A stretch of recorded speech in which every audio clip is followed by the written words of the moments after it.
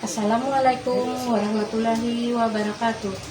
Perkenalkan, saya Rusida SPD, mahasiswa PPG dalam jabatan BED 1 tahun 2025 LPTK IAIN Palangkaraya dengan nomor induk mahasiswa 254267314041 dan sekaligus sebagai pengajar PAI di SD Negeri 1 Sumber Agung, Kecamatan Dadahuk, Kabupaten Kapuas, Provinsi Kalimantan Tengah. Pada hari ini akan melaksanakan praktek pembelajaran sebagai tugas PPG dalam jabatan BED 1 tahun 2025. Pada video kali ini, saya akan memberikan materi tentang qada dan qadar dengan menggunakan pendekatan PBL atau pembelajaran berbasis masalah. Demikian perkenalan dari saya. Wassalamualaikum warahmatullahi wabarakatuh. Selamat menyaksikan. Assalamualaikum warahmatullahi wabarakatuh. Waalaikumsalam warahmatullahi wabarakatuh. Bagaimana kabarnya hari ini? Baik. Sehat? Sehat. Sudah sarapan? Sudah. Sarapannya pakai apa? Nasi. Nasi goreng. Nah, sebelum kita memulai pelajaran hari ini, kita berdoa dulu terlebih dahulu. Sekarang kami mintakan kepada Najwa untuk memimpinnya.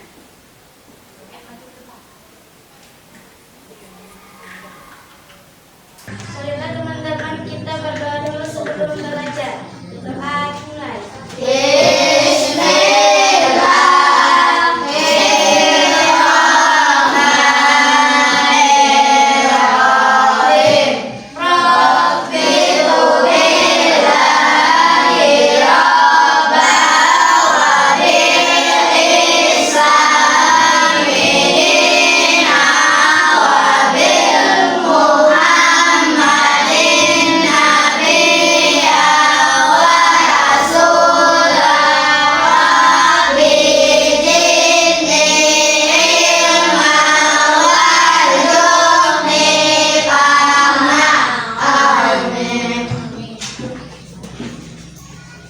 Sebelum kita memulai pelajaran, Ibu akan absen terlebih dahulu. Ada yang tidak masuk hari ini? Tidak ada.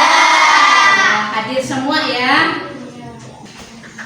Sebelum kita memasuki kegiatan pembelajaran kita pada hari ini, Ibu ingin bertanya terlebih dahulu kepada kalian. Apa yang kamu rasakan saat menghadapi ujian? Coba, siapa yang bisa menjawabnya? Angkat tangan, coba Najwa. Saya merasakan campuran antara takut, sedih, dan bingung. Iya, betul nggak Nana? Betul. Nah, untuk selanjutnya, mengapa kita harus menerima setiap ketetapan Allah dengan sabar dan ikhlas? Coba Nadib, bacakan Nadib. Allah Maha Tahu dan Maha Bijaksana. Coba yang lain, siapa yang bisa suaranya yang lantang, yang jelas? Coba Fitri, yang lantang ya. Allah Maha Tahu dan Maha Bijaksana. Yang lain bisa nggak? Coba siapa ini yang di depan nih? Siapa namanya?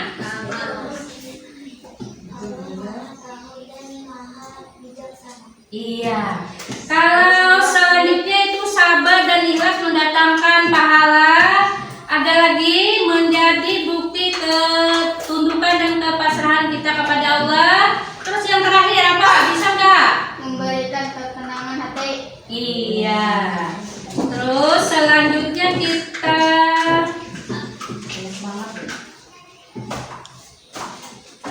apa ya? Kita memberikan Indonesia dulu, tepuk semangat ya, yang sebisa kalian. Ya. Mulai 1, 2, 3. Tepuk semangat.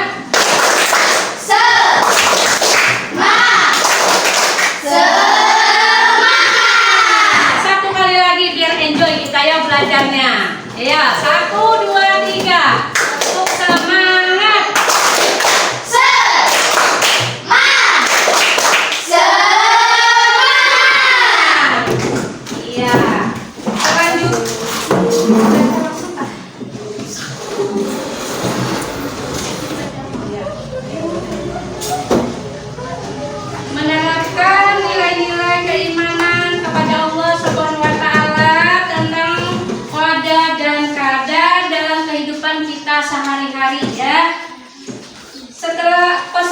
didik dapat menjelaskan pengertian qada dan qadar.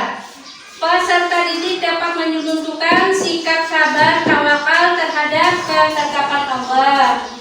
Peserta didik dapat memberikan contoh perilaku menerima ketetapan Allah dalam kehidupan kita sehari-hari. Terus Pancasila, profilnya beriman bertakwa kepada Allah, Tuhan yang Maha Esa dan berakhlak mulia, bernalar kritis. Rahmatan lil alamin, menjadi pribadi yang beriman, bertawakal, sabar dan ikhlas atas segala ketetapan Allah.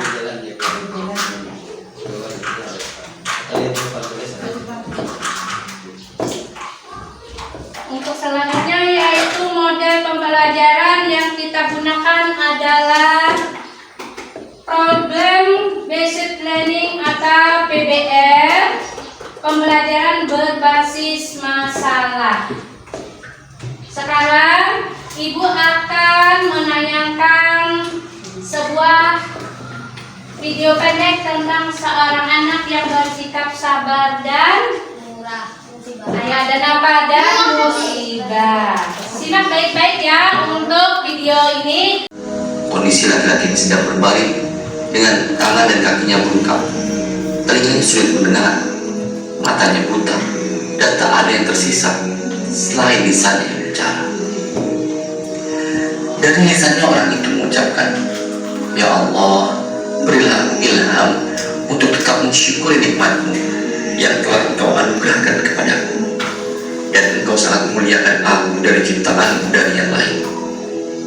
Kemudian aku pun menemuinya dan berkata kepada orang itu, "Wahai saudaraku, nikmat Allah mana yang engkau syukuri?" Kemudian laki-laki pemilik kemah itu menjawab, "Wahai saudara, diamlah.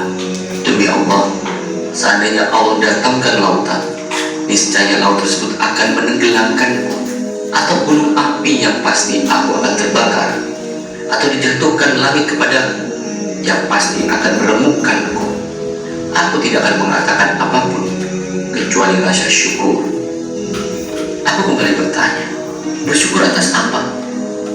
Laki-laki pemilik kemah itu menjawab lagi, "Tidakkah engkau melihat Dia telah menganugerahkan aku lisan yang senantiasa berzikir dan bersyukur. Di samping itu, aku juga memiliki anak yang waktu sholat ia selalu menuntunku untuk ke masjid, dan ia pula yang menyuapiku. Namun, sejak 3 hari ini dia tidak pulang kemari. Bisakah engkau tolong carikan dia?" Aku pun menyanggupinya dan pergi untuk mencari anaknya. Setelah beberapa saat mencari, aku mendapati jenazah yang sedang dikelilingi oleh singa. Ternyata anaknya laki-laki itu sudah dimakan oleh singa. Aku pun bingung bagaimana caraku untuk mengatakannya kepada laki-laki pemilik kemah itu. Aku pun kembali dan berkata kepadanya, "Wahai saudaraku, sudahkah engkau mendengar kisah tentang Nabi Ayub?" Laki-laki itu menjawab, "Iya, aku tahu kisahnya." Kemudian aku bertanya lagi, "Sesungguhnya Allah telah memberinya cobaan dalam urusan hartanya. Bagaimana keadaannya dalam menghadapi musibah itu?" Ia menjawab, "Ia menghadapinya dengan sabar." Aku kembali bertanya, "Wahai saudaraku, Allah telah menguji Ayub dengan kefakiran. Bagaimana keadaannya?" Ia menjawab, "Ia bersabar." Aku kembali bertanya, "Ia pun diuji dengan tewasnya semua anak-anaknya. Bagaimana keadaannya?"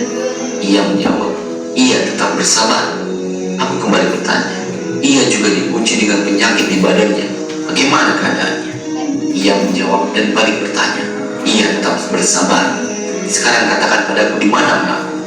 Kemudian aku berkata, "Sesungguhnya putramu telah aku temukan di antara gundukan pasir, dalam keadaan telah diterkam dan dimakan oleh binatang buas. Semoga Allah melipat gandakan pahala bagimu dan mensabarkan engkau."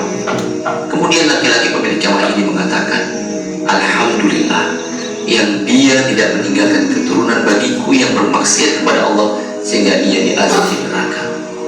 Kemudian ia menarik nafas panjang lalu meninggal dunia. Aku pun membaringkannya dan berpikir apa yang harus aku perbuat. Aku sendirian, dan bagaimana aku mengurus jenazah ini? Kemudian aku tutupi dengan jubahku, dan beberapa saat kemudian lewat 4 orang laki-laki mengendarai kuda. Mereka berkata, "Wahai saudara, apa yang terjadi padamu?"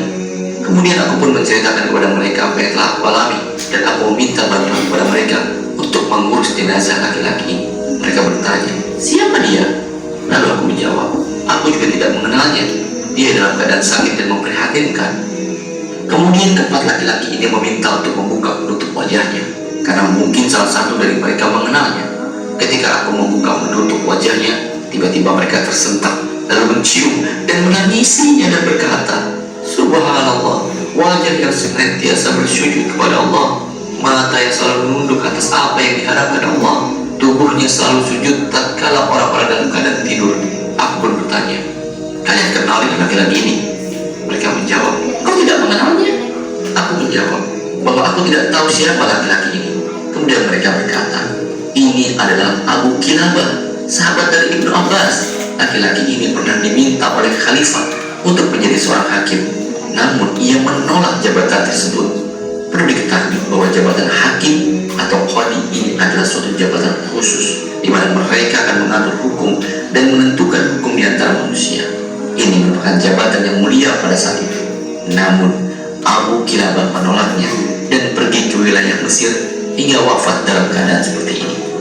Kemudian Abdullah bin Muhammad bersama 4 laki-laki tadi memandikan, mengkafani dan menyolatkannya sebelum akhir memakamkan beliau. Dikatakan dalam kisah lain bahwa Abu Kilabah ini adalah sahabat Rasulullah terakhir pada masa itu, sehingga khalifah ingin menjadikannya seorang hakim. Wallahu a'lam.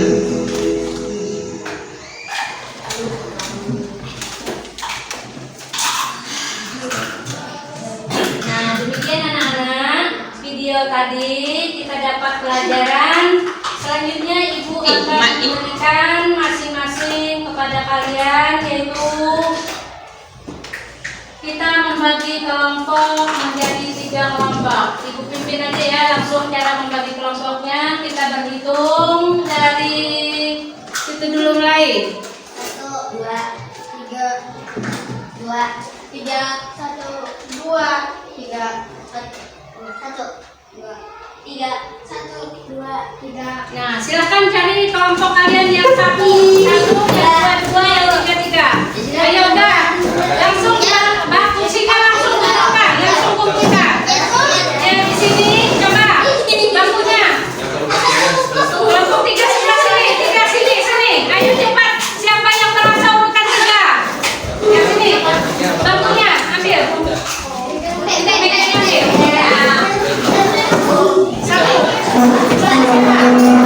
Ya ada. Langsung kumpulkan 1.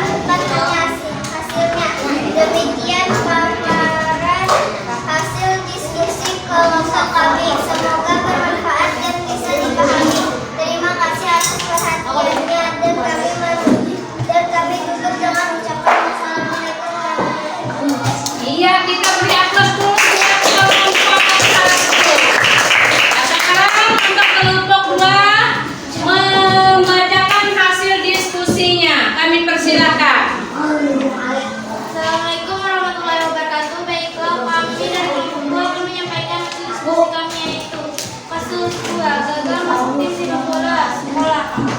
Masalah Rina rajin latihan tapi tidak dipilih masuk tim. Satu, Rina harus yakin bahwa Allah paling baik untuknya. Dua, tim ada di hanya. Kalau Allah ingin Rina fokus pada hal lain yang lebih baik. Tiga, Rina bisa tetap semangat berlatih dan tidak marah ataupun putus asa. Demikian penyampaian hasil diskusi dari kelompok 2 semoga bermanfaat, dipahami.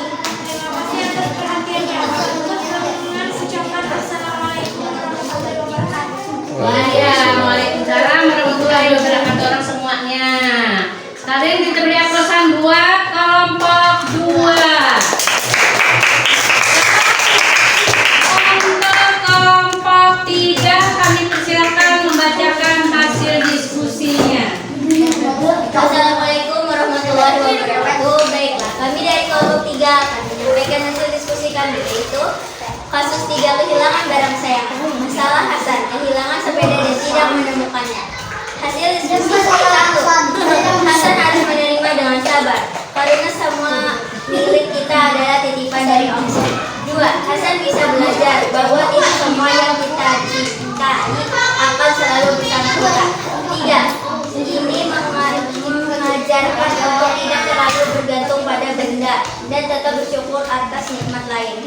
Demikian penyampaian hasil diskusi dari kelompok 3. Semoga bermanfaat dan bisa dipahami. Terima kasih atas perhatiannya. Dan kami tutup dengan ucapan Assalamualaikum warahmatullahi wabarakatuh. Waalaikumsalam warahmatullahi wabarakatuh. Iya, terakhir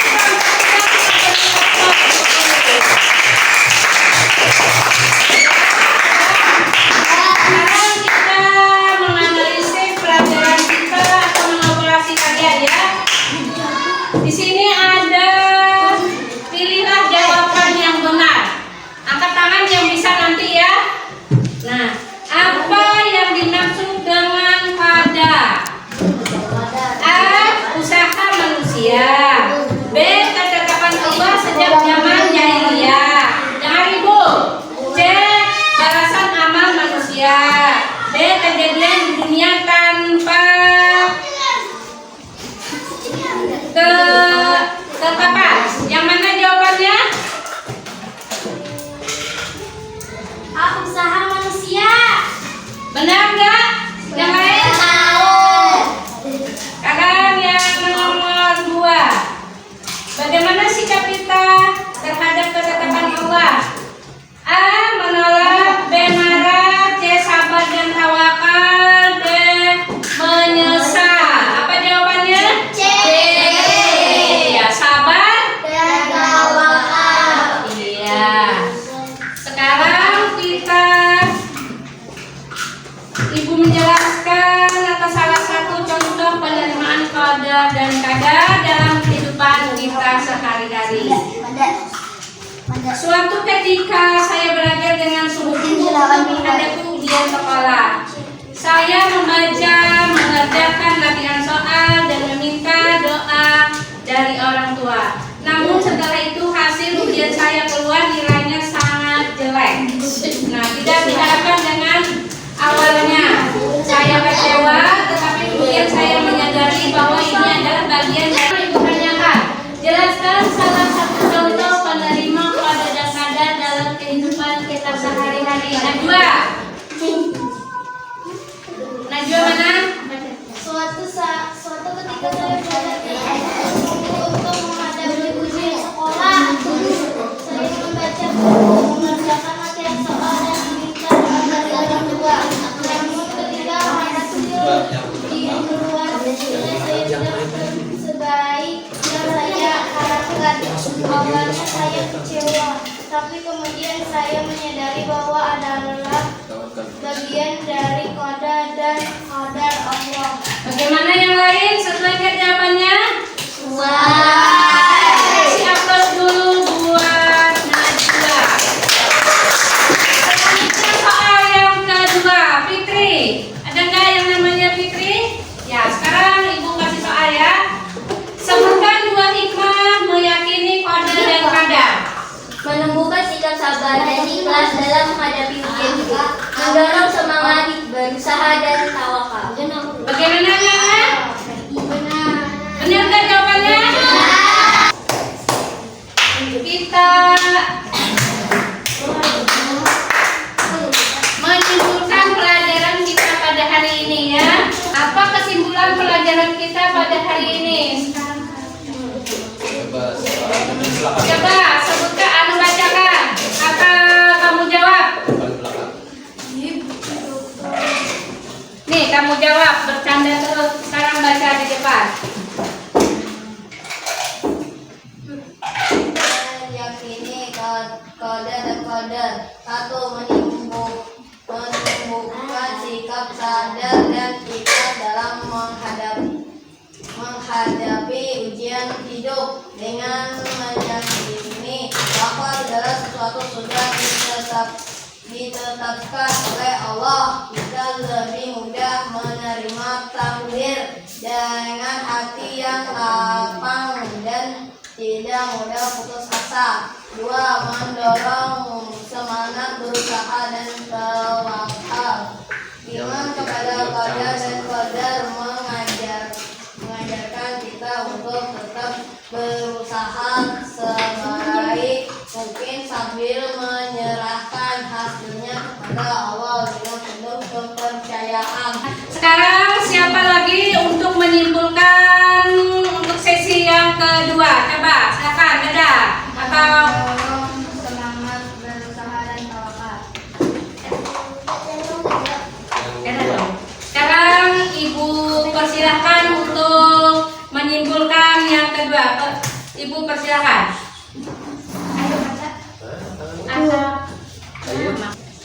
Untuk menyimpulkan pelajaran yang kedua, kami persilakan kepada Najwa.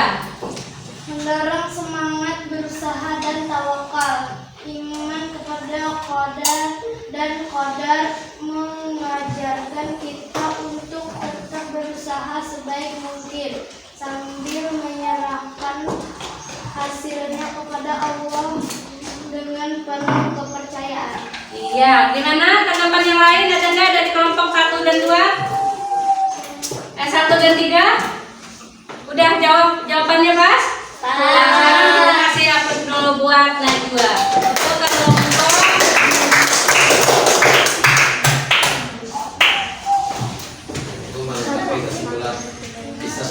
ya, sekarang Ibu melengkapi kesimpulan yang telah kalian simpulkan tadi ya. Kita percaya bahwa usaha kita adalah bagian dari ikhtiar atau usaha manusia dan hasilnya adalah qadar. Qadar itu artinya ketetapan Allah yang harus kita terima dengan sabar, ikhlas dan kejadian itu. Kita belajar untuk tetap berusaha semaksimal mungkin, tetapi tidak lupa bahwa hasil terakhir tetap berada pada kehendak Allah. Bagaimana anak-anak, pelajaran kita hari ini sangat menyenangkan? Ibu ulang lagi ya, bagaimana anak-anak, pelajaran kita hari ini sangat menyenangkan enggak? Alhamdulillah. Baiklah anak-anak, untuk tugas yang terakhir atau pertemuan yang akan datang, kalian Ibu kasih PR atau untuk belajar di rumah. Baik anak-anak, untuk tugas pertemuan yang akan datang, kalian Ibu suruh tuliskan sebuah cerita pendek tentang pengalaman menerima ketetapan Allah dengan sabar dan tawakal. Cerita itu menimba ya, dikumpulkan minggu depan. Setelah kita belajar hari ini, minggu depan harus kalian kumpulkan. Nah, sebelumnya kalian kembali ke bangku masing-masing. Kita ingin mengakhiri pelajaran kita pada hari ini. Kembali ke bangkunya masing-masing. Diambil seperti semula. Mestinya dikembalikan. Ya, dikembalikan. Ya, alhamdulillah. Pada hari ini kita sudah belajar mengenai qadar dan qadar. Sebelum kita mengakhiri pelajaran ini, kita berdoa dulu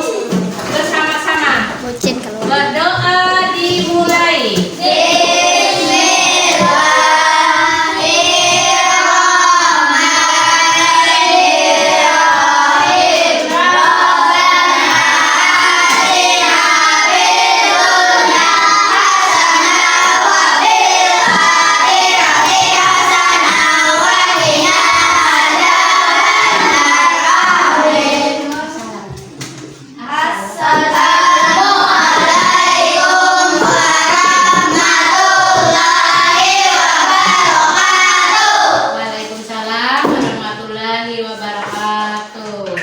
Ibu akhiri pelajaran.